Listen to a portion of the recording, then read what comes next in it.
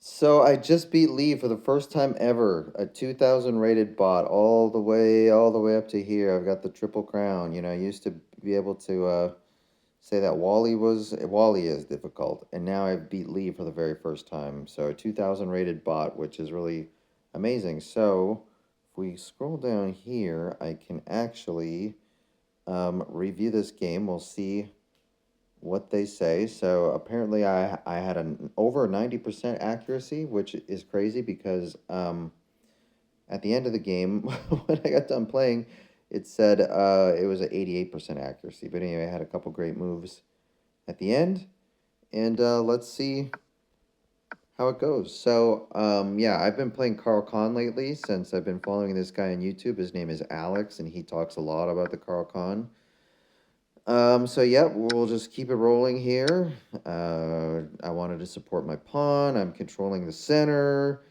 I decided that I will exchange queens at this point. I also wanted to, when I play Lee, it's so hard to win any pieces against her. So what I was thinking with moving this bishop out is that I want to screw up her pawn structure. So we're gonna swap queens here, and then I might have a chance to ruin her pawn structure. So I do, and we'll see that again later in the game. I go for ruining her pawn structure.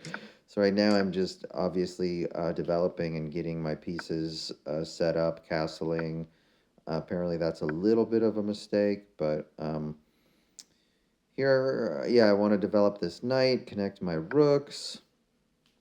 I see that there's a problem here coming with this bishop, so I get out of the way, thankfully. Bishop and the rook together are, making a good attack on my pawns here. Um, so maybe that was a little bit of a mistake moving this bishop over. It just allows them to capture right away, but... Oh, yeah, so I guess I could have trapped this bishop also. I think, potentially, right? I could have moved my pawn one square up on b6 and then brought my rook over to attack it, and maybe that would have been the end of that bishop. But anyway, I decided that, yeah, I want to continue to screw up this pawn structure, so I move that bishop up there, and that's kind of what I'm thinking here. And I'm going to start attacking this bishop. Apparently this is a bad move. We'll see what would have been the problem with this. And this is basically, yeah, this is basically what happens. so, so yeah, I move that up. They have a great move to bring the rook over. We're gonna trade rooks, and yeah, I mean this is a very good attack by Lee. That's the thing. She's so good. Her tactics are so strong because it just, now I'm going to have to take back with this knight. It lets this pawn get discovered and be attacked by two pieces, and it's like, oh boy. So that's not great, but anyway, now I'm like, okay, I guess I'll exchange rooks, which is bad, right? It's like this isn't an accuracy. This is one way that it could have happened. I don't know, but anyway. So yeah, so I moved over to exchange rooks, which gives her even more of an advantage at this point. Um, so then let's see what happens. Right, so now that she's no longer protecting that knight, I'm like, well, I want to screw up your pawn structure. so that's kind of my game plan at that point. And now, actually, I felt like things are getting kind of interesting. I want to protect my pawn there. But the reason I felt things are interesting is because now we're sort of getting into the end game, and all of her pawns are messed up. Um, I have a couple isolated pawns. She has a couple isolated pawns, but she has like stacked pawns. So technically, I think she's up by two pieces here. But the pawns are all jumbled up for her, and I also thought, well, she has a dark. She just since she has a bishop, a dark colored bishop. I'm like, this actually can be really annoying for white in the end game because I can just start moving all my pieces onto the white squares, and that bishop ends up getting really limited. So I thought this may actually uh, work for black here, so we'll see what happens. I'm like, okay, we'll get that one advanced up onto a white square, and now it's time for me to get my king into the game. I kind of have a weak spot over there with that pawn on b6, so I want to get my king over there, and you can see that now black is starting to get a bit of an advantage back, at least. I mean, I don't have the advantage yet, but so yeah, she can attack that piece with her bishop, and that's about all she can do with her bishop for now. And then you can also see too, like the white king is trapped over there on the left side of the board because of just the way the pawn structure is. There's no way to attack those pawns by the bishop or any other pawns, and so like that king is getting blocked. So I'm like, okay, I can move my king over, protect that piece, protect that pawn, and now I should be able to start moving my knight around. And you can see, right, that her bishop is starting to become less and less useful. And yeah, that was kind of my idea when I saw that she had a bishop. I was like, well, I should be able to at least move my knight around. So I'm developing my knight. I wanted to get it into the center on this square. So where I'm attacking her pawn for one thing, I mean on f4, but then I'm also attacking d4, um, and I could potentially move my d5 pawn forward. So we'll see what happens. And then yeah, I saw too, like I should maybe be able to get to this white pawn on this part of the board here, right? And maybe they move their pawn forward so that their king could have an advance over to protect that white pawn. But of course, I can block that off, even though it says that that was, gave white a bit of an advantage there. But apparently, that's a big blunder for white. Now the game is even, right? So I fought all the way back to even. And the great move comes from the king. It's pretty obvious.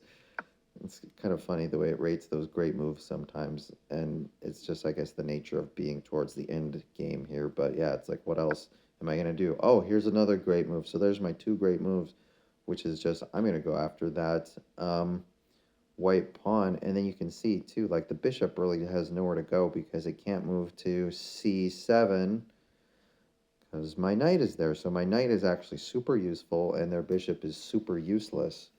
So I'm just gonna be able to take that pawn here in a second, and then I'm also seeing that after this exchange, like their king is gonna have really nowhere to go. So yeah, it's interesting. I wonder what the recommended move for white here would have been, that the king just moves forward. So that, yeah, so that the king could have more access to the board, and then after the exchange would actually be able to take that pawn back. So makes sense that it's a blunder. So let's go back. But so yeah, I was like, after this exchange, if the bishop takes, which it did, I move this pawn forward. That king really has nowhere to go, and it's a great position for black. So I'm like, I'll take this, and then I'm looking at this position. I'm thinking, should I take kind of a meandering path with my king, or should I just go like directly at it? And so I started kind of meandering, and then I was like, okay, I'm just gonna control all of these squares, and then we can see what happens. Yeah, they move forward, but like my king has enough flexibility to where I'll be able to take the c3 square coming up, which is great for black, right? White can protect the pawn kind of one last time there. Now black gets it. Black is in the position to promote here. I knew now that if I can get to c2 with my king, like it's going to be an automatic promotion, so that's where I moved. And so now it's just time to do an automatic promotion. Great. And I was, oh, and at that point, I said, am I going to win this game? Am I going to beat Lee? Because it'd be a long time coming, honestly. So anyway, I protect my pawn for now, and then I decided that I should just start, working on taking some of these pawns off the board. And then I also realized, well, yeah, actually, white is going to have a chance to promote here. So I definitely need to remove these pawns, but I also need to be very careful with what I'm doing. So yeah, they're at that point, like black or yeah, black has all the advantage, right? It's now mate in 16 apparently. But so anyway, and maybe that's what happened. I don't know. But so yeah, I decided, well, I'm gonna move here to prevent the pawn from moving forward. I'm gonna move here to prevent the pawn from moving forward. And when I check here, I'm obviously also attacking on the f8 square. So once that pawn gets down there, if it gets down there, I'll just be able to take it, which is what happens. Oh, so they actually promoted to rook. F8, right there. F8 to rook is an inaccuracy. F8 to queen is best. Funny. But yeah, so we have mate in 7 coming. But so anyway, that actually gave white back a little bit of life. But anyway, it's a formality now. I just block the king over on that side of the board so I can promote again. And here we go. It's just one of the most easy checkmates in the world. Could have done it with 2 rooks. So that's how I beat Lee. Um, yeah, she's super tough to beat. So if anyone's watching this, which I don't expect too many people to, but if you can beat Lee, then that's great, and you have my respect. If you can beat anyone higher than that, like that is, it's totally amazing. But yeah, if you can beat Lee, go ahead and I'm sure, go ahead and write it in the comments. Which bots you can beat down in the comments, and don't forget to like and subscribe, and to join me on Patreon. I don't have a Patreon, but anyway, thanks for watching. And I guess if I can ever beat Gnome or some of these other bots like Cramling, um, I'll let you know. Cramling is a streamer that I watch, or a YouTuber that I watch. She's rated as a bot at 2100 on here, so we can actually come to think of it, we can look at these bots on here. I was about to sign off, but so yeah, if you can beat Lee, then you're doing great. And then there's Gnome, right? And then Cramling is right here. She's 2100. So Lee is 2000. Cramling is 2100. But yeah, all these bots are so tough. I mean, Wally is tough, and Lee is ridiculous. So, what else is there to say? I don't know. uh, that's it for now. Have a good day.